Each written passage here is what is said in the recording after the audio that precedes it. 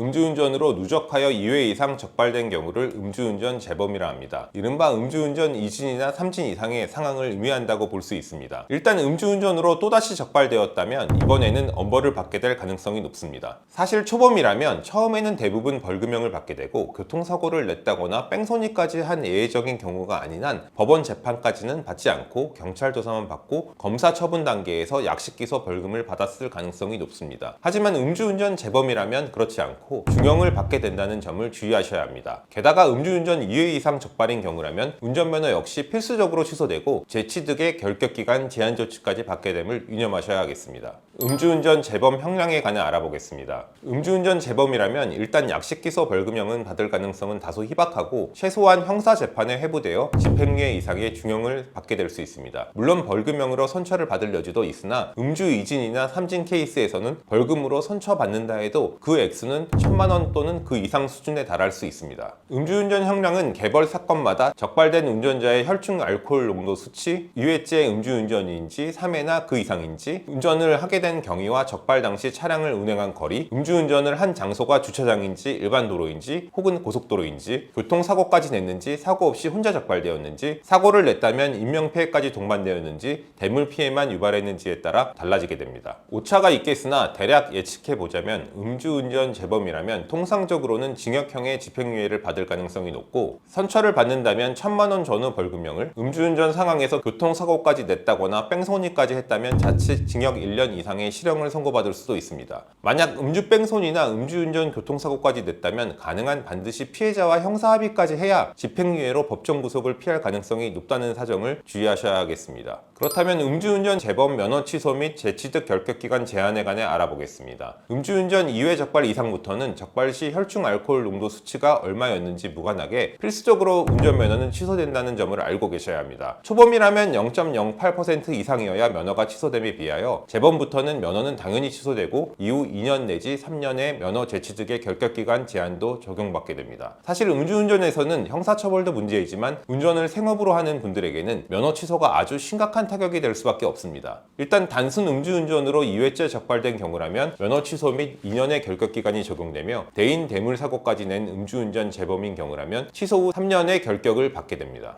그렇다면 음주운전 재범일 때 가장 먼저 해야 할 것 2가지에 관해 알아보겠습니다. 일단 음주운전 재범으로 적발된 때에는 가능한 변호사와 상담하여 본인 상황에서 나오게 될 대략적인 처벌 수위 및 면허 취소 등 행정 제재에 대하여 빠르게 파악해 보셔야 합니다. 만약 2회째 음주운전인데 대인 사고까지 냈다거나 3회 이상 음주운전 적발이라면 이번에는 법정 구속 가능성이 존재한다는 점에서 형사 전문 변호사를 경찰 조사 시점부터 선임해 조사 때 변호인과 동행하시는 것이 좋겠습니다. 적발 당시 측정된 음주 수치는 바꿀 수 없으나 경찰 조사 시점부터 어떻게 대처하느냐에 따라 피의자에게 음주운전죄만 적용될지, 상황에 따라 특가법 위반 위험운전치상이나 도주치상죄까지 적용될지, 교특법 위반 등 여러 혐의도 추가될지 크게 상황이 변동될 수 있습니다. 그 다음으로는 검사 처분 단계 혹은 재판 단계에서 제출할 수 있도록 여러 양형 자료를 신속히 또한 꾸준히 준비해야 하는데요. 반성문이나 탄원서는 물론이고 교육을 이수하는 소감문 작성, 피해자가 있는 경우에는 피해자 합의 및 사과문 작성, 차량 매각 후 증명서 제출, 자가호흡 진단기록 제출, 병원 진료기록 제출 등 준비할 수 있는 모든 자료를 취합해야 하겠습니다. 물론 이 부분 역시 변호인이 있다면 로펌에서 상세 자료 안내 및 양식 제공을 해드릴 수 있습니다. 그렇다면 음주운전으로 구공판 되었다는 문자를 받았을 때 어떻게 해야 할까요? 만약 경찰 조사까지는 혼자 받고 검사 처분을 기다리고 있다가 약식 기소 벌금 정도 나올 것으로 기대했는데 갑자기 구공판 정식 기소되었다는 문자를 받게 되고 주소지 법원으로부터 공소장과 재판기일 통지서를 송달받게 되는 경우가 있습니다. 이런 경우라면 검사가 본인을 형사재판에 회부한 것으로 지정된 날짜에 본인은 음주운전 피고인 신분으로 법원 재판에 출석해야 하는 것입니다. 사실 이 정도 시점에 이르렀다면 이미 본인 혐의 대응에 있어 최종 단계에 다다른 것이라는 점에서 이때까지도 아무런 준비나 양형자료 마련도 해오지 않은 당사자라면 가능한 음주운전 변호사를 선임해 재판 대비를 해야 할 필요성이 있습니다. 일단 재판 단계에서라도 변호인 조력을 받아 변호인 의견서와 양형자료 준비 제출을 전부 로펌에 위임함으로써 당사자는 부담을 덜고 법이 허용하는 선처를 기대할 수 있게 되기 때문입니다.